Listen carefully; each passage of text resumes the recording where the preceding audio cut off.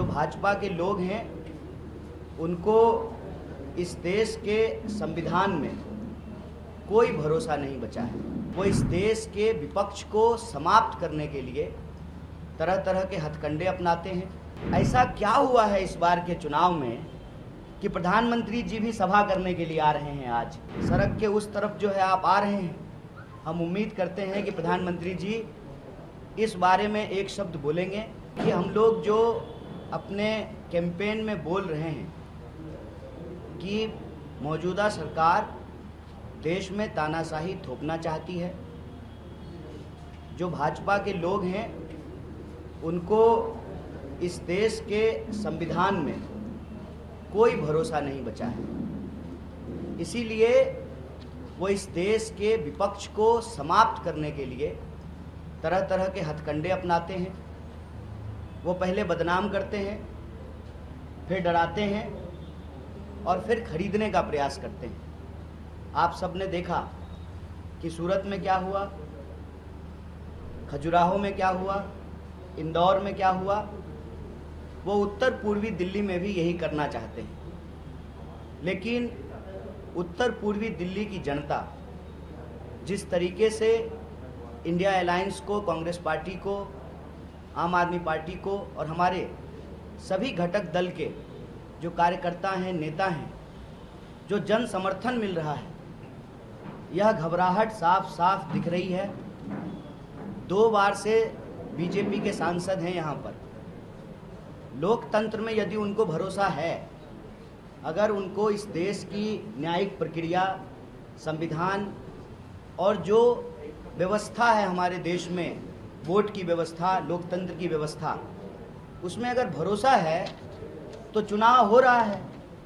वो बताएं कि 10 साल में उन्होंने क्या काम किया है। लेकिन अपना काम बताने की बजाय जब से कांग्रेस पार्टी की ओर से मुझे इंडिया अलायंस का प्रत्याशी बनाया गया है उत्तर पूर्वी दिल्ली से, लगातार झूठ बोल रहे हैं, डॉक्टर नकली वीडियो घुमा रहे हैं और आम लोगों को भड़काने का प्रयास कर रहे हैं। जब आम लोग इनकी बातों में नहीं आए, आम लोगों ने हर गली में इनसे यही पूछा कि सड़कें क्यों नहीं बन रही, जाम की समस्या क्यों नहीं समाप्त हो रही, क्यों यहाँ पर लॉ एंड ऑर्डर का, कानून व्यवस्था का एक गंभीर समस्या है और 10 साल में आप दिखाई क्यों नहीं दिए, हमारे सुख दुख में क्यों नहीं आए। इन सवाल का जवाब जब देते इनको नहीं बन पा रहा है, तो अब ये बदनाम करने के बाद अब ये डराने की अपनी प्रक्रिया शुरू कर चुके हैं। तो मैं उनको कहना चाहता हूँ, हम गांधी जी के सिपाही हैं, हम डॉक्टर बाबा साहेब भीमराव अंबेडकर के संविधान को मानने वाले लोग हैं। हमारे अंदर शहीद आजम भगत सिंह का साहस है। ये कितनी भी कोशिश कर लें, हम रुकेंगे नहीं। हम उत्तर पूर्वी दिल्ली की जनता के सवाल उठाते रहेंगे और हमारा सवाल उठाने का असर देखिए। 10 साल हो गए, 10 साल से सांसद हैं साहब और 10 साल से प्रधानमंत्री जी, आदरणीय प्रधानमंत्री जी प्रधानमंत्री हैं। एक बार भी उत्तर पूर्वी दिल्ली नहीं आए। ऐसा क्या हुआ है इस बार के चुनाव में कि प्रधानमंत्री जी भी सभा करने के लिए आ रहे हैं आज। और जहां प्रधानमंत्री जी सभा करने के लिए आ रहे हैं, आदरणीय प्रधानमंत्री जी, आप कहते हैं बेटी बचाओ बेटी पढ़ाओ।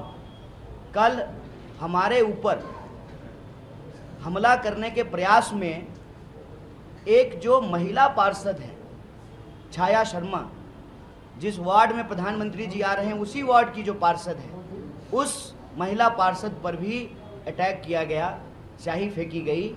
बाकी कंप्लेन उन्होंने पुलिस में कराई है। तो आप कहते हैं बेटी बचाओ बेटी पढ़ाओ।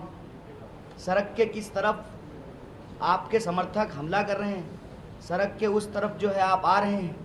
हम उम्मीद करते हैं कि प्रधानमंत्री जी इस बारे में एक शब्द बोलेंगे।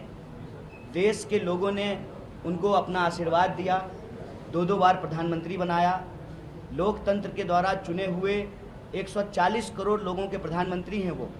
उस पार्षद के भी प्रधानमंत्री हैं जिस पार्षद के ऊपर यह कायराना हमला किया गया है।